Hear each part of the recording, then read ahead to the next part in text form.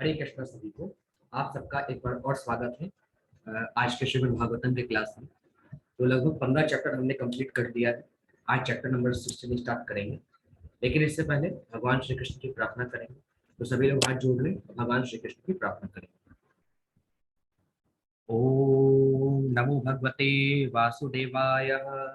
जन्माधस्य यतो अन्वयात् गिरिरतश्चार्थेऽस्य स्वराट् तेने ब्रह्महृदाय आदिकव्ये मुह्यन्ति यत् सूर्याः तेजोवारिमृदां यथा विनिमयो यत्र सर्गो अमृता धाम्ना स्वेन सदा निरस्तमुखं सत्यं परं धीमहि। नारायणं नमस्कृत्य नरं चैव नरोत्तमं देवीं सरस्वतीं व्यासं ततो जयमुदीरये। अब हम आज चैप्टर नंबर 16 स्टार्ट करेंगे।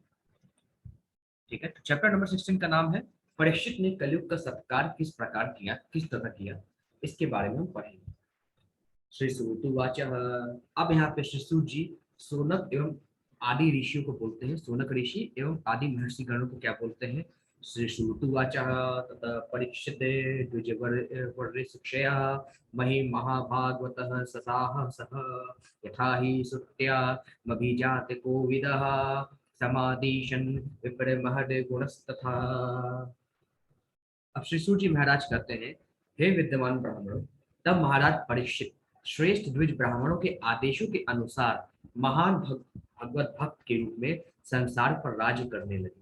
उन्होंने उन महान गुरुओं के द्वारा शासन चलाया जिनकी भविष्यवाणी उनके जन्म के समय पटु ज्योतिषियों ने की थी।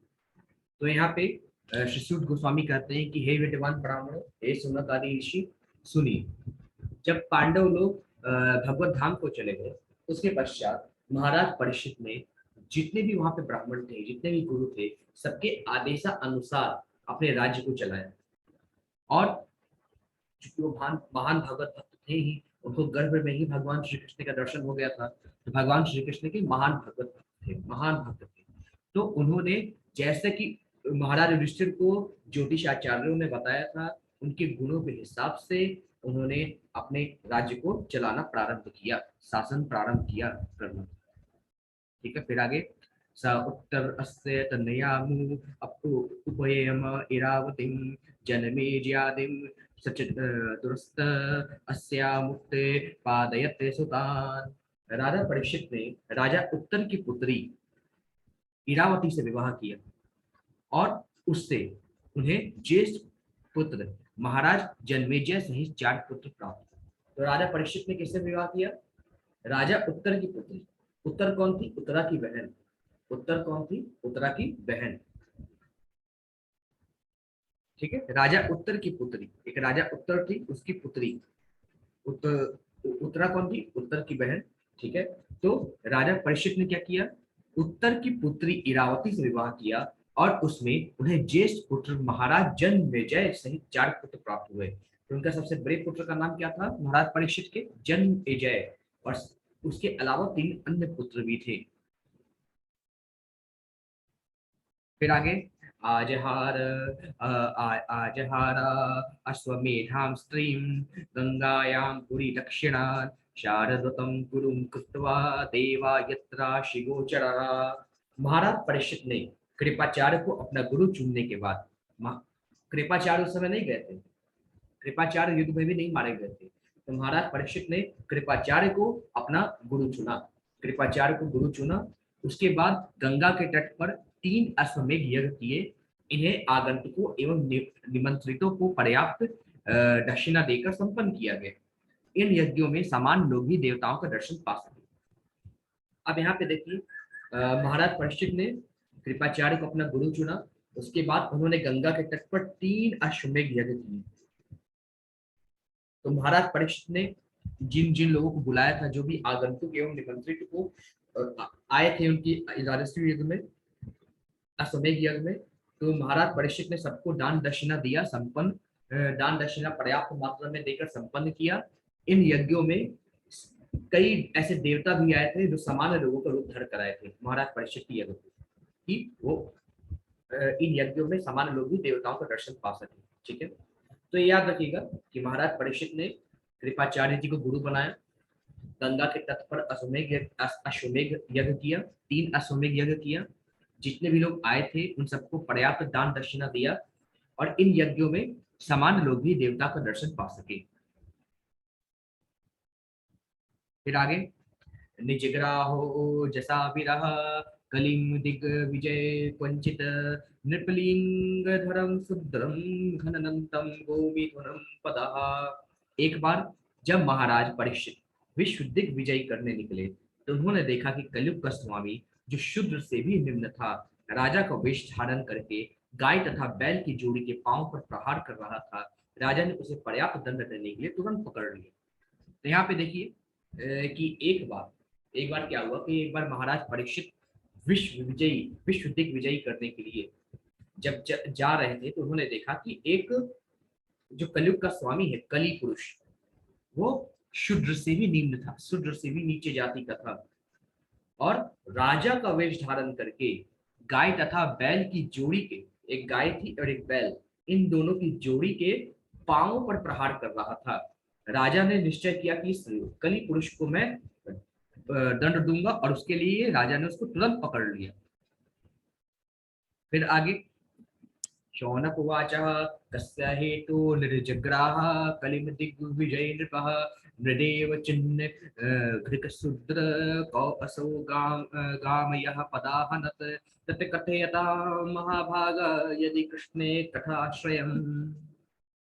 अब यहाँ पे सौनक जी प्रश्न पूछते हैं। सौनक ऋषि ने पूछा, महाराज परीक्षित ने उसे केवल दंड क्यों दिया, जबकि वह शूद्रों में अधम था, उसने राजा का विष बना रखा था तथा गाय पर पाद प्रहार किया था। ये सब घटनाएं यदि भगवान श्री कृष्ण की कथा में से संबंधित हो तो कृपया इनका वर्णन कर। अब सौनक ऋषि प्रश्न पूछते हैं श्री सूर्य जी से कि हे सूर्य जी महाराज, ये जरा बताइए कि महाराज परीक्षित ने सिर्फ उसको दंड क्यों दिया, उसका वध क्यों नहीं कर दिया। वो कली पुरुष सबसे पहले शूद्रों में सबसे अधम था, दूसरा महाराज का वेश धारण किया हुआ था, तीसरा गाय के पांव पे प्रहार कर रहा था। ऐसे तो वध करने के योग्य व्यक्ति रहता है। ये सब घटनाएं अगर भगवान श्री कृष्ण की कथा से संबंधित है तो निश्चित रूप से मुझे बताएं और इसका वर्णन करें। फिर आगे, अथवास्य पदाम भोज मकर अंद लिहाम सताम किमन्ये रस्य तालापय रायुसो यद सद्वयः। भगवान के भक्त भगवान के चरण कमलों से प्राप्त मधु के चाटने के आदि हैं। उन कथा प्रसंगों से क्या लाभ जो मनुष्य के बहुमूल्य जीवन को व्यर्थ नष्ट करे। अब देखिए यहाँ पे जो है शिशु जी महाराज कहते हैं, जब सौनक ऋषि ने पूछा कि अगर ये कथा भगवान कृष्ण से संबंधित है, क्यों नहीं महाराज परीक्षित ने कली पुरुष का वध किया। तो यहाँ पे शिशु जी महाराज कहते हैं, भगवान के भक्त भगवान के चरण कमलों से प्राप्त मधु के अलावा कुछ नहीं करते, भगवान की कथा ही सुनते हैं। उन कथा प्रसंगों से क्या लाभ जो मनुष्य के बहुमूल्य जीवन को व्यर्थ नष्ट करे, वो मत सुनिए। ठीक है। शुद्रायुषां नृणामदं मर्तयार्नामृतभिक्षितां इहो पहुतो भगवान मृत्युः सामित्र कर्मणि। हे सूर्य गोस्वामी, मनुष्य में से कुछ ऐसे हैं जो मृत्यु से मुक्ति पाने के और शाश्वत जीवन प्राप्त करने के इच्छुक होते हैं। वे मृत्यु के नियंत्रक यमराज को बुलाकर वध किए जाने की क्रिया से बच जाते हैं। अब यहाँ पे सोनक ऋषि कहते हैं, हे सूर्य गोस्वामी, मनुष्यों में कुछ ऐसे व्यक्ति होते हैं जो मृत्यु से मुक्ति पाने के लिए और शाश्वत जीवन प्राप्त करने के इच्छुक होते हैं। वो मृत्यु नहीं चाहते, वो नहीं चाहते वो मरे, वो चाहते लंबा जीवन जिए। वे मृत्यु के नियंत्रक, जो मृत्यु के नियंत्रक हैं यमराज, उनको बुलाकर वध किए जाने की क्रिया से बच जाते हैं। ऐसे कुछ मनुष्य होते हैं। तो ऐसा कैसे हो सकता है, तो थोड़ा सा हम तात्पर्य पढ़ते हैं। जैसे जैसे जीव निमंतर पशु जीवन में से उच्चतर मनुष्य जीवन में विकसित होकर धीरे धीरे उच्चतर बुद्धि प्राप्त करता है, त्यों त्यों वह मृत्यु के पास से मुक्त होने के लिए उत्सुक रहता है। आधुनिक वैज्ञानिक शरीर संबंधी रासायनिक ज्ञान की प्रगति द्वारा मृत्यु से बचना चाहते हैं, लेकिन दुर्भाग्यवश मृत्यु के नियंत्रक यमराज इतने क्रूर हैं कि वे खुद उस विज्ञानी तक को नहीं छोड़ते। जो विज्ञानी वैज्ञानिक ज्ञान की प्रगति से मृत्यु रोकने का सिद्धांत प्रस्तुत करता है, वह खुद यमराज को बुलाने पर मृत्यु का शिकार बन जाता है। मृत्यु रोकने की बात तो कोसों दूर रही, कोई जीवन की लघु अवधि को क्षण के एक अंश भर भी नहीं बढ़ा सकता। यदि यमराज की क्रूर वध क्रिया को रोकने की कोई आशा है तो यही है कि उन्हें बुलाकर भगवान के पवित्र नाम का श्रवण तथा कीर्तन कराया जाए।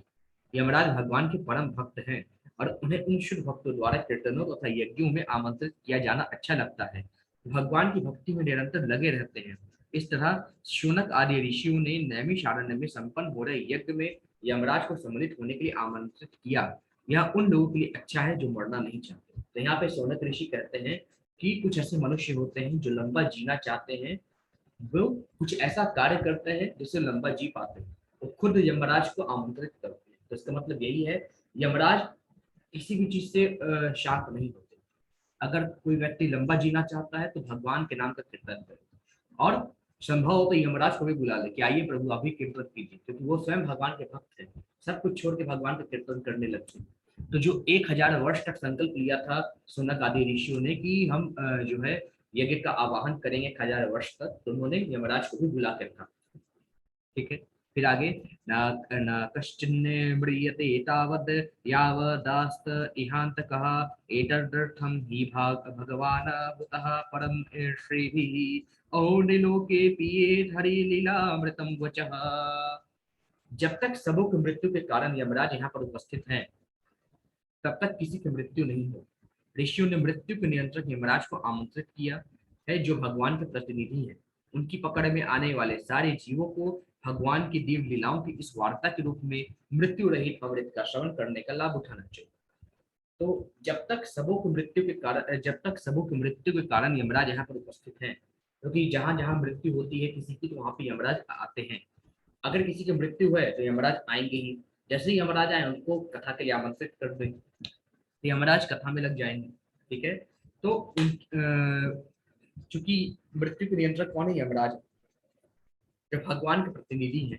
उनकी पकड़ में आने वाले सारे जीवों को भगवान की दिव्य लीलाओं की इस वार्ता के रूप में मृत्यु रहित अमृत का श्रवण करने का लाभ उठाना चाहिए। ये मृत्यु रहित अमृत का श्रवण करने का लाभ क्या चीज है, मालूम है आपको?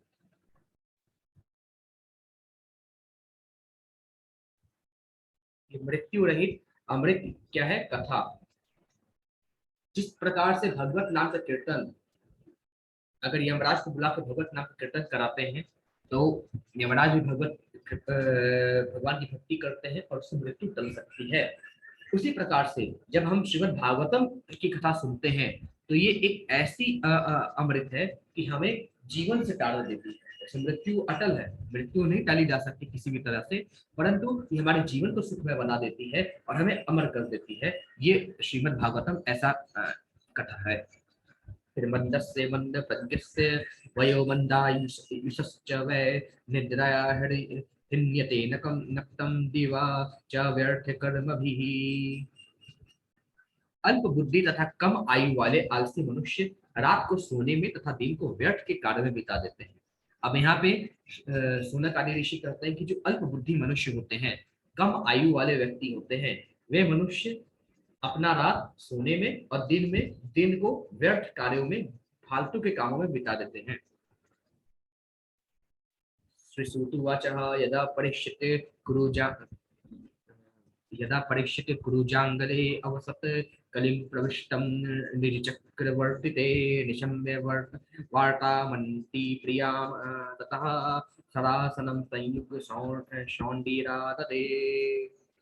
यहाँ पे श्री सूत जी महाराज कहते हैं, सूत गोस्वामी ने कहा, जब महाराज परीक्षित कुरु साम्राज्य की राजधानी में रह रहे थे, तो अपने राज्य की सीमा के भीतर कलयुग के लक्षणों को प्रवेश होते देखा। तब उन्होंने उसका पता चला तो उन्हें यह रुचिकर प्राप्त प्रतीत नहीं हुआ, लेकिन इससे उन्हें उसके विरुद्ध लड़ने का अवसर अवश्य प्राप्त हो सका। अतएव उन्होंने अपना धनुष बाण उठाया और सैनिक कार्यवाही के लिए सन्नद्ध हो गए। तो श्रीसूत गोस्वामी जी ने कहा कि जब महाराज परीक्षित ने देखा कि उनके राज्य में कलयुग के प्रभाव हो रहा है, लोग कलयुग के प्रभाव में आ रहे हैं, तो वैसे उन्होंने उतना रुचि नहीं लिया इसके खिलाफ लड़ने के लिए। परंतु जब उनको समय मिला, उन्होंने देखा कली पुरुष गाय और बैल की जोड़ी के पैर पे वार कर रहा है, तो उन्होंने देर नहीं की उसको पकड़कर दंड देने के लिए। ठीक है। और कलयुग के क्या लक्षण है, कैसा लक्षण प्रतीत हो रहा था? स्त्रियों के साथ अवैध संबंध, किसी भी स्त्री के साथ अवैध संबंध रखना, मांस भक्षण की लत, मादक द्रव्य सेवन, धूर्त क्रीड़ा में रुचि, ये सब 4 कलयुग के लक्षण है, और जो व्यक्ति करता है उसमें कलयुग विराजमान है। फिर आगे, स्वलंकृतं श्याम तुरंग योजितं रथं मृगेन्द्र ध्वजमाश्रितः पुरात् वृतो रथाश्वधिपत्तियुक्तया स्वसेनया दिग्विजयाय निर्गतः। महाराज परीक्षित काले घोड़े द्वारा खींचे जाने वाले रथ पर सवार थे। उनकी ध्वजा पर सिंह का चिन्ह अंकित था। इस प्रकार से सज्जित होकर तथा सारथियों, अश्वारोहियों, हाथियों तथा पैदल सैनिकों से घिरे हुए उन्होंने सभी दिशाओं जीतने के लिए राजधानी से प्रस्थान किया। तो विश्व दिग्विजय के लिए महाराज परीक्षित ने काले घोड़े से खींचे जाने वाले रथ पे सवार हुए। उनकी ध्वजा पर शेर का यानी सिंह का चिन्ह अंकित था। इस प्रकार से सज्जित होकर तथा सारथियों, अश्वारोहियों, हाथियों तथा पैदल सैनिकों से घिरे हुए उन्होंने सभी दिशाओं को जीतने के लिए, दिग्विजय के लिए उन्होंने राजधानी से प्रस्थान किया। फिर आगे, भद्राश्वं केतुमालं च भारतं चोत्तरान् कुरुन् किं पुरुषादिनी वर्षाणि विजित्य जगृहे बलिम्। तब महाराज परीक्षित ने पृथ्वी लोक के समस्त भागों भद्राश्व, केतुमाल, भारत, कुरुजांगल का उत्तरी भाग, किमपुरुष इत्यादि को जीत लिया और उनके शासन से भेंटे वसूल की, उनके शासकों से भेंटे वसूल की। तो इस प्रकार से महाराज परीक्षित ने पृथ्वी लोक के कई भाग, भद्राश्व, केतुमाल, भारत, कुरुजांगल का उत्तरी भाग, किम पुरुष इत्यादि को जीत लिया और उनके शासकों से भेंटे वसूल की।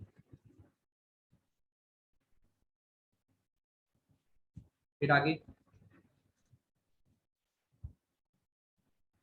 तत्र तत्रो पश्यन्वानाः पूर्वेशा महात्मना प्रगृह्यमाणं च यशः कृष्णमाहात्म्य सूचकम् आत्मानं च परित्रात् मस्वा तथा तथा मनो अस्त्रतेजसः स्नेहं च विष्णुपाठानां तेषां भक्तिं च केशवे ते भया परं सन्तुष्टः प्रत्यु अज्री अम्भीत लोचनः महाधनानि वासांसि ददौ हराण महामना।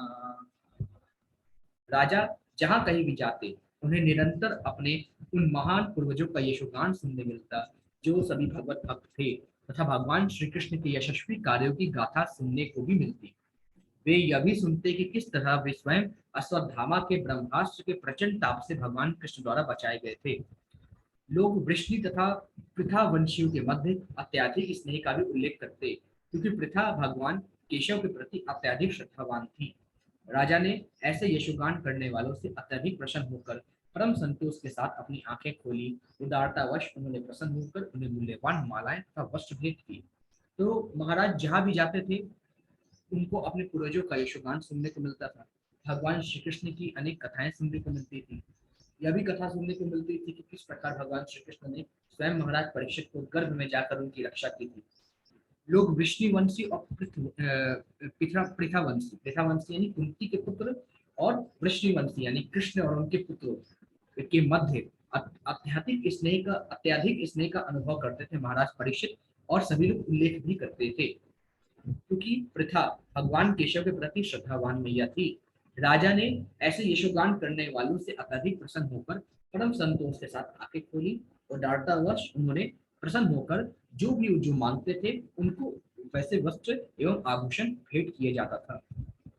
फिर आगे, सारथय पार सदसी सेवन सखय दौत्य विरासनानुगम नस्तवन प्रणामान् स्निग्धेषु पाण्डुषु जगत प्रणतिं च विष्णु भक्तिं करोति नृपति आश्चर्य नारवृंदे। अब यहाँ पे महाराज परीक्षित ने सुना कि जिन भगवान श्री कृष्ण की आज्ञा का पालन सारा जगत करता है, उन्होंने अपनी अहेतु की कृपा से पांडु के विनित पुत्रों की उनकी इच्छा अनुसार सभी प्रकार से सेवाएं की, जिनमें सारथी बनने से लेकर अग्र पूजा ग्रहण करने तथा दूत बनने, मित्र बनने, रात्रि में रक्षक बनकर सेवाएं करने के कार्य सम्मिलित हैं। उन्होंने सेवक की भांति पांडवों की आज्ञा का पालन किया तथा आयु में छोटों की भांति उन्हें प्रणाम किया।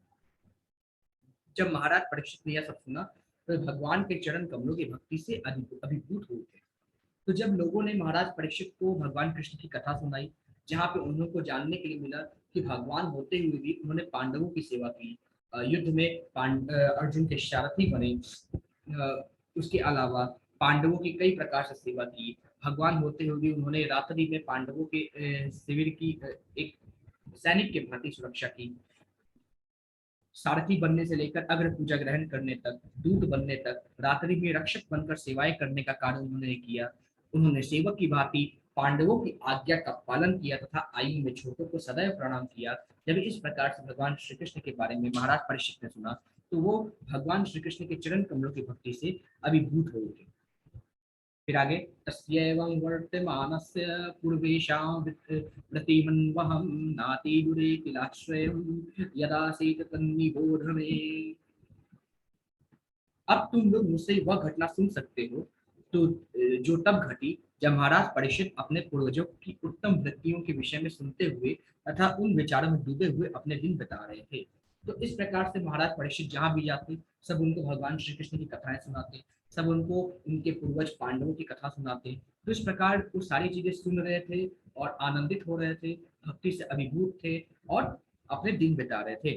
फिर आगे सुशील जी कहते हैं कि अब मैं तुम्हें वो कथा सुनाता हूँ कहाँ पे कली पुरुष से महाराज परीक्षित की मुलाकात हुई। धर्मापदय केन चरण विक्षायामुपलभ्य ग्राम रक्षते समाशु वदना वस्तामीव मातरम। साक्षात धर्म बैल के रूप में विचरण कर रहा था। अब ध्यान देखिए, ध्यान से देखिए, गाय और बैल कौन है? बैल साक्षात धर्म है जो बैल के रूप में विचरण कर रहा था। उसे गाय के रूप में साक्षात पृथ्वी मिली जो ऐसी माता के समान सुखग्रस्त दिखाई पड़ी जो अपना पुत्र खो चुकी है। बैल के रूप में साक्षात धर्म था, गाय के रूप में साक्षात माँ पृथ्वी थी जो इस प्रकार प्रतीत हो रही थी कि उसने अपना पुत्र खो दिया है। उसकी आंखों में आंसू थे और उसके शरीर का सौंदर्य उड़ गया था। धर्म ने पृथ्वी से इस प्रकार प्रश्न किया। तो धर्म जो कि बैल के रूप में था और पृथ्वी मैया जो गाय के रूप में विचर रही थी बहुत दुखी थी। बैल ने देखा जो कि धर्म के रूप में था, धर्म जो बैल के रूप में था, उन्होंने देखा कि पृथ्वी मैया गाय के रूप में है, बहुत दुखी है, ऐसा प्रतीत हो रहा है उन्होंने अपने पुत्र को खो दिया है। तो उन्होंने मैया से इस प्रकार प्रश्न पूछे। क्या प्रश्न पूछा? धर्मोवाच कच्चित् भद्रे अनामया मातम अनस्ते विच्छायासि मलायते असन्मुखेन आलक्ष्ये भवति मन्तराले दूरे बन्धुं शोचसि कंचनां कंचनामम कंचनाम। धर्म ने जो कि बैल के रूप में था उसने पूछा, हे महोदया, आप स्वयं स्वस्थ तथा प्रसन्न तो हैं, आप शोक की छाया से आवृत क्यों हैं? आपके मुख से ऐसा लगता है कि आप मलान पड़ गई हैं। क्या आपका कोई भीतरी रोग हो गया है या आप अपने किसी दूर स्थित संबंधी के विषय में सोच रही हैं? तो यहाँ पे धर्म यानी जो बैल के रूप में था प्रश्न पूछता है कि हे महोदया, हे मैया, आप स्वयं स्वस्थ तथा प्रसन्न है तो आप शोक की छाया से आवृत क्यों हैं? क्यों आप शोक सागर में डूबी हुई हैं? आपके मुखमंडल से ऐसा लगता है माता कि आप मलान पड़ गई। क्या आपको कोई भीतरी रोग हो गया है या आप अपने किसी संबंधी के शोक में उनके विषय में सोच के दुखी हो रही हैं? ऐसा क्यों? अब ऐसे दुखी क्यों थी माता? इस कलयुग में विश्व भर के लोग सदैव चिंताग्रस्त रहते हैं। हर एक किसी न किसी रोग से ग्रस्त है। इस युग के लोगों के चेहरों से ही उनके मनों की बात पढ़ी जा सकती है। हर व्यक्ति घर से दूर स्थित अपने संबंधी की अनुपस्थिति का अनुभव करता है। कलयुग का विशेष लक्षण यह है, कोई भी परिवार अब एक साथ रहने का सौभाग्य प्राप्त नहीं कर पाता। जीविकोपार्जन के लिए पिता अपने पुत्र से अथवा पत्नी अपने पति से दूर रहती है। आंतरिक रोग परिजनों से विक्षोभ तथा पूर्ववत स्थिति बनाए रखने की चिंता सबों की सताती है। ये कतिपय कारण हैं जिनसे इस युग के लोग सदैव दुखी रहते हैं। तो कलयुग के लोग दुखी क्यों रहते हैं? चिंताग्रस्त हमेशा रहते हैं, कमाने के लिए बाहर जाना पड़ता है, पति अपनी पत्नी से, बेटा अपने पुत्र पिता अपने पुत्र से हमेशा दूर ही रहते हैं सिर्फ कमाने के लिए। ठीक है, जिससे उनके मन में पीड़ा होती है, हमेशा जो दूर रहते हैं उनका विचार आता है। ठीक है, उनके विचार में दुखी रहते हैं। आजकल जो डिप्रेशन भी एक बीमारी है वो भी कारण है कलयुग का ही। जितना टेंशन डिप्रेशन जितना भी बीमारी है इंसान को, जितनी भी तरह की बीमारी है, सब कुछ कलयुग का प्रभाव है। आंतरिक रोग, प्रियजनों से विक्षोभ तथा पूर्ववत स्थिति बनाए रखने की चिंता, ये सब कलयुग का प्रभाव है। फिर आगे, बैल पूछते हैं यानी धर्म पूछते हैं, पादयन्नम सोचसी मैं कपाद मातमानं वा वृक्षले भूक्षयमाणं माणम आहो सुरादे में हृदय यज्ञ भागान प्रज्ञा उत सिन्मध्ये वक्त्य वर्षति। मेरे 3 पांव क्यों नहीं रहे और अब मैं केवल एक पांव पर खड़ा हूँ? क्या आप मेरी इस दशा पर शोक कर रही हैं? यहाँ पे धर्म कह रहा है, मैया मेरे 3 पांव नहीं रहे, मैं सिर्फ एक पांव पर खड़ा हूँ। क्या आप मेरी इस दशा पर शोक कर रही हैं या इस बात पर कि अब आगे अवैध मांस भक्षक आपका शोषण करेंगे? देखिए, पहले ही धर्म कह रहा था मैया से कि मैया अब आपका कत्ल होगा, अब अवैध बूचक खाने खुलेंगे, अवैध लोग, अवैध कसाई लोग आपको मार डालेंगे। क्या आप इस वजह से दुखी हैं? ये कलयुग के समय है, ऐसा होगा ही होगा। तो यहाँ पे धर्म कहता है कि क्या आप इस बात से दुखी मैया कि मेरे 3 पाँव खो गए हैं, मैं सिर्फ एक पाँव पे खड़ा हूँ? आप इस बात से दुखी हैं कि आगे अवैध मांस भक्षक आपका शोषण करेंगे? या आप इसलिए दुखी हैं कि अब देवताओं को यज्ञ की बलि में से अपना हिस्सा नहीं मिल रहा है क्योंकि इस समय कोई यज्ञ संपन्न नहीं हो रहे हैं? या आप दुर्भिक्ष तथा सूखे के कारण दुखी जीवों के लिए दुखित हो रहे हैं? हे मैया, आपके दुख का कारण क्या है? क्या आप मेरी इस दशा में दुखी हो रही हैं कि मेरे 3 पाँव खो गए हैं, मैं एक पाँव पे खड़ा हूँ? या आपको आने वाले समय में जो अवैध कसाई हैं आपको मार के खाएंगी? या आप इससे दुखी हो रही है भैया कि देवताओं को यज्ञ का फल नहीं मिल पा रहा है क्योंकि यज्ञ होना बंद हो गए हैं? या आप दुर्भिक्ष तथा सूखे के कारण दुखी जीवों के लिए दुखी हो रही है भैया, ऐसा क्यों? अब देखिए, यहाँ के तात्पर्य पढ़ते हैं।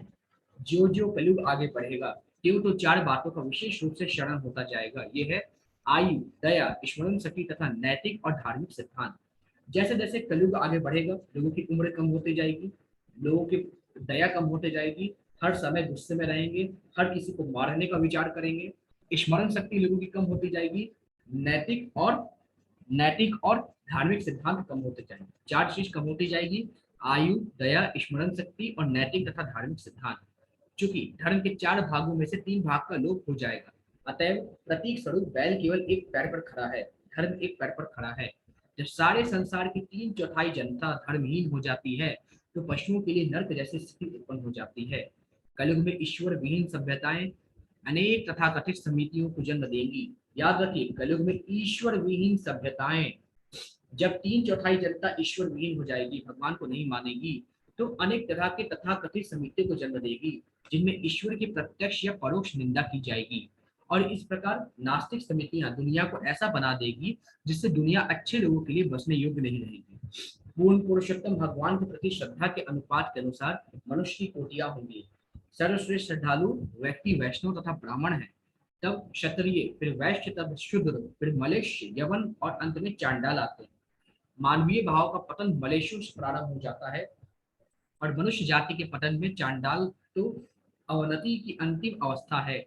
वैदिक साहित्य में उल्लेखित ये सारे शब्द किसी जाति विशेष या जन्म के लिए प्रयुक्त नहीं है, ये सामान्य रूप से मनुष्य के विभिन्न गुण हैं। जन्म, अधिकार या जाति का कोई प्रश्न ही नहीं। कोई भी व्यक्ति अपने निजी प्रयासों से इन गुणों को अर्जित कर सकता है और इस तरह वैष्णव का पुत्र मलेच्छ बन सकता है या चांडाल का पुत्र ब्राह्मण से भी बढ़कर हो सकता है। यह सब उसके सत्संग तथा भगवान के साथ उसके घनिष्ठ संबंध के सापेक्ष होता है। अगर कोई व्यक्ति वैष्णव है, भगवान कृष्ण का भक्त है, परंतु उसका पुत्र अगर भगवान कृष्ण का भक्त नहीं है तो मनुष्य बन सकता है, राक्षस बन सकता है, और एक राक्षस का पुत्र ब्राह्मण बन सकता है अगर उसका सत्संग भगवान कृष्ण के भक्तों के साथ है। ठीक है। फिर सामान्यतः मांस खाने वालों को मलेच्छ कहा जाता है। मलेच्छ कौन है? जो व्यक्ति मांस खाता है उसको मलेच्छ की जाति दी जाती है। मलेच्छ शूद्र से भी नीचे होता है। जो व्यक्ति मांस खाता है उसको मलेच्छ की जाति कहा जाता है, किंतु सारे मांस भक्षक मलेच्छ नहीं होते। जो लोग शास्त्रीय आदेशानुसार मांस ग्रहण करते हैं वे मलेच्छ नहीं है, किंतु जो बिना रोक टोक के मांस भक्षण करते हुए मलेच्छ हैं। शास्त्रों में गोमांस वर्जित है और वेदों के अनुयायी बैलों तथा गायों को विशेष संरक्षण प्रदान करते हैं। लेकिन इस कलयुग में लोग गाय तथा बैल के शरीर का इच्छा अनुसार शोषण करेंगे और इस तरह वे नाना प्रकार के कष्टों को बुलावा देते रहेंगे। देखिए, सभी तरह के मांस खाने वालों को मलेच्छ नहीं कहा जाता। हाँ, बैल और गाय विशेष रूप से मलेच्छ नहीं है। जो सभी तरह फिर से सुनिए क्या मैं कह रहा हूँ, कहीं आपको दिक्कत ना हो। सारे मांस भक्षक मलेच्छ नहीं होते। जो लोग शास्त्रीय आदेशा अनुसार मांस ग्रहण करते हैं वे मलेच्छ नहीं है, किंतु जो बिना रोक टोक के मांस भक्षण करते हैं वे मलेच्छ हैं। शास्त्रों में गोमांस वर्जित है, याद रखिएगा, शास्त्रों में गोमांस खाने को वर्जित कहा है। और वेदों के अनुयायी बैलों तथा गायों को विशेष संरक्षण प्रदान करते हैं, यानी वेदों में बैलों और गायों को विशेष संरक्षण प्रदान है। लेकिन इस कलयुग में लोग गाय तथा बैल के शरीर का इच्छा अनुसार शोषण करेंगे। शोषण कैसे? गाय से अत्यधिक दूध प्राप्त करने के लिए कोशिश करेंगे, ठीक है। उसके अलावा बैल, अभी तो बैल का प्रयोग नहीं होता, लेकिन पहले खेती बाड़ी के लिए बैल का प्रयोग होता था, तो लोग बैल का ज्यादा प्रयोग करके ज्यादा खेती करना चाहते थे। तो बैल का और गाय का पूर्ण शोषण होगा और इस तरह वे नाना प्रकार के कष्टों को बुलावा देंगे। इस युग के लोग कोई यज्ञ नहीं करेंगे। मलेच्छ लोग ऐसे यज्ञों को की तनिक भी परवाह नहीं करेंगे। यद्यपि भौतिक इंद्रिय भोग में व्यस्त रहने वाले के लिए यज्ञ करना अनिवार्य है। याद रखिएगा कि जितने भी मलेच्छ लोग हैं, यानी मांस भक्षण करने वाले लोग हैं, वे लोग यज्ञ की तनिक भी परवाह नहीं करेंगे। लेकिन जो व्यक्ति गृहस्थ है उसके लिए यज्ञ करना आवश्यक है। भगवद गीता में यज्ञों को संपन्न करने की जोरदार स्तुति भी की गई है। सारे जीव सृष्टा ब्रह्मा द्वारा सर्जित हैं और उत्पन्न किए गए जीवों को निरंतर भगवत धाम की ओर अग्रसर होने के लिए उन्होंने ही यज्ञ संपन्न करने की प्रणाली स्थापित की थी। तो ब्रह्मा जी ने ही यज्ञ करने की प्रणाली स्थापित की थी। पद्धति यह है कि सभी जीव अन्न तथा शाक की उपज पर जाते हैं, जीते हैं, और ऐसे खाद्य पदार्थ खाकर वे रक्त तथा वीर्य के रूप में शरीर की जीवन शक्ति को प्राप्त करते हैं। और रक्त तथा वीर्य से ही एक जीव दूसरे जीवों को उत्पन्न करने के लिए समर्थ बनता है। पद्धति ये थी, यह है कि सभी जीव अन्न से उत्पन्न होते हैं, सभी जीव अन्न और शाक पे जीते हैं, ठीक है। जो भी अन्न उत्पन्न होता है उस पे जीते हैं, और उससे हमारे शरीर में खून बनता है और वीर्य यानी स्पर्म बनता है। और इसी से दूसरे व्यक्ति का क्या होता है, दूसरे जीव उत्पन्न होते हैं, उनमें भी रक्त आता है, उनमें भी वीर्य आता है, ठीक है, स्पर्म आता है। किंतु और यही चीज दूसरे जीव को उत्पन्न करने के लिए समर्थ बनता है। किंतु अन्य घास इत्यादि इत्यादि तभी उत्पन्न होते हैं जब वर्षा होती है, और बताए गए यज्ञों को संपन्न करने से ही वर्षा समुचित रूप से बरसती है। आजकल हम देखते होंगे कहीं ज्यादा वर्षा होती है, कहीं कम वर्षा होती है, कहीं ऐसी वर्षा होती है बाढ़ आ जाती है, कहीं वर्षा ही नहीं होती, सूखा पड़ जाता है। कारण है यज्ञ नहीं होता है। शास्त्र में कहा गया है कि यज्ञ करने से पर्याप्त मात्रा में वर्षा होती है। शाम, यजुर, ऋग तथा अर्थव वेदों के अनुष्ठानों द्वारा ऐसे यज्ञों का निर्देशन होता है। जो 4 वेद है उनके अनुसार ऐसे यज्ञों का अनुसरण होता है, अनुष्ठान होता है। मनुस्मृति में कहा गया है कि अग्नि की वेदी पर यज्ञ करने से सूर्यदेव प्रसन्न होते हैं। जब सूर्यदेव प्रसन्न होते हैं तब वे समुद्र से उचित रीति से जल एकत्रित करते हैं, और इस तरह आकाश में प्रचुर बादल जुटते हैं और तब वर्षा होती है। मनुस्मृति स्मृति में कहा गया है कि अग्नि की वेदी पर यज्ञ करने से, अगर अग्नि की वेदी पर यज्ञ करते हैं तो सूर्यदेव प्रसन्न होते हैं। जब सूर्यदेव प्रसन्न होते हैं तब वे समुद्र से उचित रीति से जल एकत्रित करते हैं, और इस तरीके से बादल जुटते हैं आकाश में और वर्षा होती है हर जगह पर्याप्त मात्रा में। पर्याप्त वर्षा होने पर मनुष्यों तथा पशुओं के लिए प्रचुर अन्न उत्पन्न होता है, और इस तरह जीवों में आगे उन्नति करने के लिए शक्ति प्राप्त होती है। लेकिन मलेच्छगण अन्य पशुओं के साथ साथ बैलों तथा गायों को मारने के लिए कसाई घर स्थापित करते हैं, क्योंकि वे सोचते हैं कि फैक्ट्रियों की संख्या बढ़ाकर वे उन्नति करेंगे और यज्ञों को संपन्न किए बिना तथा अन्न उपजाए बिना भी वे पशु मांस पर रह लेंगे। तो जितने भी मलेच्छगण हैं जो गाय और बैलों को मारकर उनका मांस भक्षण करते हैं, वे सोचते हैं कि मैं कसाई खाना बनाऊंगा और अन्न उगे या ना उगे, इस यज्ञ करने से ही अन्न उपज होता है। अन्न उगे या ना उगे, वे मनुष्य ये वे पशुओं की मांस पर रह लेंगे। लेकिन उन्हें ये जान लेना चाहिए कि पशुओं के लिए भी उन्हें घास तथा वनस्पति उत्पन्न करनी होगी, अन्यथा पशु जीवित नहीं रहेंगे। लेकिन वो नहीं जानते पशुओं को भी जीवित रहने के लिए अन्न चाहिए। बिना अन्न के कोई भी पशु जीवित नहीं रहता, और पशुओं के लिए घास उत्पन्न करने के लिए उन्हें पर्याप्त वर्षा की आवश्यकता होगी। अतएव अंततः उन्हें सूर्यदेव, इंद्र, चंद्र जैसे देवों की कृपा पर आश्रित रहना होगा, और ऐसे देवताओं को यज्ञ संपन्न करके ही प्रसन्न किया जा सकता है। इसलिए यज्ञ बहुत जरूरी है। यह भौतिक जगत एक बंदी गृह के समान है। जैसा कि हम कई बार बता चुके हैं, देवता भगवान के सेवक हैं जो बंदी गृह के रख रखाव को देखते हैं। ये देवता चाहते हैं कि जो विद्रोही जीव श्रद्धा विहीन होकर जीवित रहता है वे धीरे धीरे भगवान की परम शक्ति की ओर मुड़े। अतः शास्त्रों में यज्ञ संपन्न करने की संतुष्टि की गई। यज्ञ संपन्न करने की संतुष्टि क्यों की गई है? कि जो भगवान के सेवक हैं, देवता लोग, वे लोग चाहते हैं कि जो लोग श्रद्धा विहीन है वे लोग यज्ञ के माध्यम से ही सही भगवान से जुड़े। भौतिकतावादी मनुष्य कठिन श्रम करके इंद्रिय भोग के लिए कर्म फलों को भोगना चाहता है, अतः वे जीवन के पग पग पर कई प्रकार के पाप करते हैं। किंतु जो लोग सचेतन रहकर भगवान की भक्ति में सेवा में लगे रहते हैं, वे सभी प्रकार के पाप तथा पुण्यों से पड़े रहते हैं। उनके कार्यकलाप प्रकृति के तीनों गुणों के कलमश से मुक्त हो जाते हैं।